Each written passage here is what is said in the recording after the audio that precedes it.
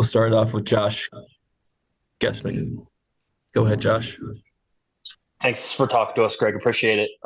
Just wanted your overall thoughts on the game and especially how that second half sort of started for you. You finally got all three DPs on the field at the same time, and then you got a red card in there that really sort of changed things. Yeah, I have essentially two statements because I said a lot to the group coming into this, and they heard it, and it was a good discussion. The second part is to our fans who show up and fight for us every single game. They won't see that again. That was unacceptable. And it was disrespectful, I think, to our brand and to who we want to be. And it won't it won't happen again. Yeah, we just too many plays inside of the game that we were loose on. We were. Yeah, it doesn't even matter really to talk about tactics or anything. There was too many gaps inside of the competitive side of it for me through the course of the game. There was some emotion involved when the penalty gets called and then it gets overturned again. That was an emotional blow for this group that's had three penalties that could have gone their way previously, and then this is the fourth game where you think you got something and then you don't get something, and that's an emotional punch in the gut, but you got to bounce back from it, and we had to fight through it. And today our emotions got the best of us, and it can't happen. I mean, we got to get out there and fight every minute. That's what we do when we play for this club and what we stand for. And for our fans who fight for us, we fight for them, and that's the way it's supposed to be. Yeah, so that won't happen again. The rest of it for me is we could talk about it, but we got to close that up for now. Greg, what does it say to you that you have two veteran players, Costa and Martin, who basically self-inflicted red cards in this game, and they won't be available now for your next game against a rival? Yeah, it's unacceptable. They know it's unacceptable. They apologize to the group, but it's not acceptable. Yeah, so it can't happen. These guys are veterans in our team. They're supposed to be leaders in our team. They need to set examples. They need to, again, control their emotions, and we need them available always. And yeah, they understand that, and it's not acceptable. And finally, with some limited success against Seattle in the 3-5-2, was there a thought of starting this game in a 3-5-2 against Houston, or is that something on the road that maybe you have to take into consideration? Yeah, it's certainly something for us to consider, and there are reasons for that are both tactical and also personnel that are in there for us to consider it. My concern in not starting it again a little bit is just us being clear on the defending side of things. When teams adjust in games, we haven't spent much time inside of a 3-5-2, and when you're on the road and you're having to adapt a little bit inside of games, we just haven't had enough experience to date, in my opinion, to be somewhat versatile inside of it. Last week, we used it when we could be hyper aggressive. We were down by 2 goals. It's tough to do that from the opening whistle. And you saw it a little bit in the second half. We were over aggressive at times, even inside of it. And things start to open up when they put guys in the right spots, and we don't adapt well inside it and quickly enough. And so that was my reason. Didn't feel like we were quite ready for something like that just yet. Thanks, Greg. Travel safe. Thanks. Next, we'll go to Alex Ruiz. Hey, Greg. Just kind of wanted to get your thoughts on Javier and his kind of first minutes of the game. Did you like what you saw with him with Preston Judd up front? Well, by the time he got in, a lot of what he was doing was just getting match fitness and putting in some work, getting some touches on the ball, integrating the group, because I think we were down a man quickly, if not at the moment he came in. So pretty quickly we were there. So then the game gets a little bit more difficult. Look, we had a couple moments, but there wasn't enough inside of that for me to have an impression of the two of them together. I thought there was disconnect between the group and Preston sometimes, and there was just some moments that, not the day for me to give an assessment on that. That's for sure. Yeah, and I kind of wanted to talk, we kind of saw at the end of the game, kind of the emotions getting the better of Douglas Costa there. Have you kind of had a talk with him about what went on there? I had a collective talk with the group, and individual discussions will follow. But right now, everybody is regrouping a little bit, and like I said, it was a great locker room discussion that stays in the locker room, and I expect a response. Thank you, Greg. Safe travels. Thanks.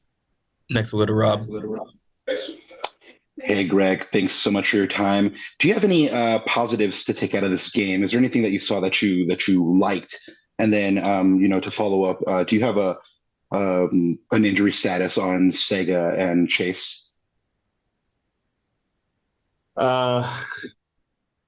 The takeaways and things that I like are when we're disciplined, when we're in the spots that we want to be, and not roaming around into other spots and creating sort of these rotations that we don't want, then I think we're very good. When we're disciplined and we get the right people in the right spots to make a difference in the game, I thought we had those few moments inside of that where it really shows up. It's crystal clear.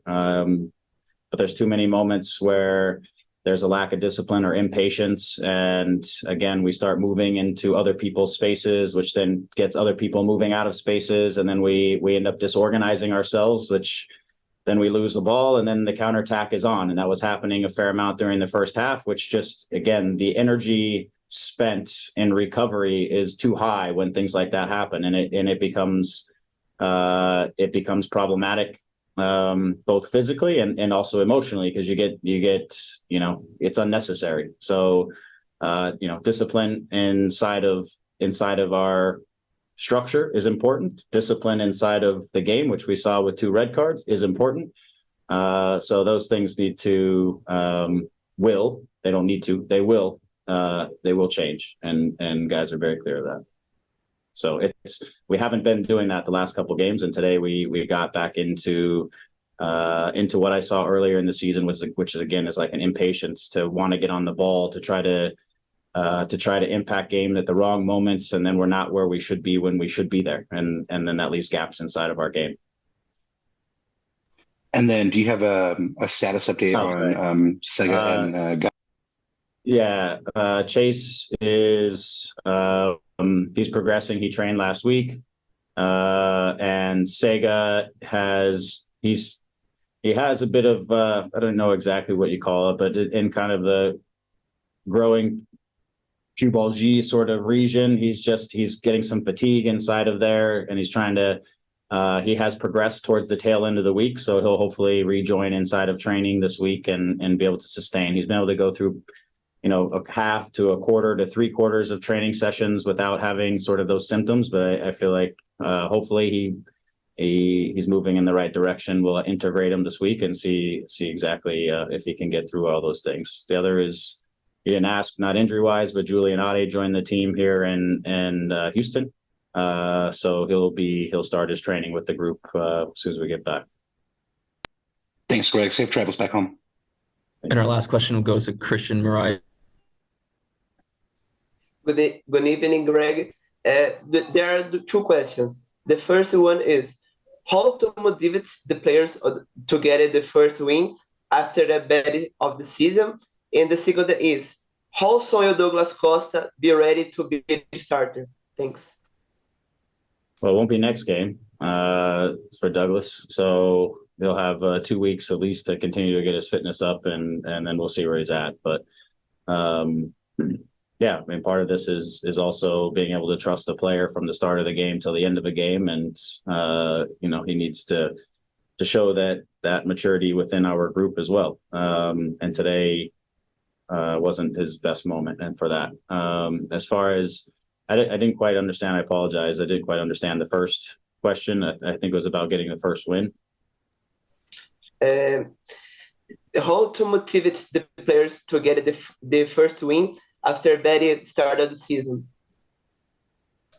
Yeah, again, I think I think the motivation is there. We got to come out and it's on the training field. We got to work harder on the training field. We got to compete better on the training field. We got to prepare ourselves during the course of the week so that we close the gaps that are appearing off and on inside of these games. And and then we got to step out and execute. And yeah, there's no other shortcuts to getting results in this league. You don't get to show up on Saturday and say you're a talented team and win games in MLS. Every game is hard. Every game is a challenge.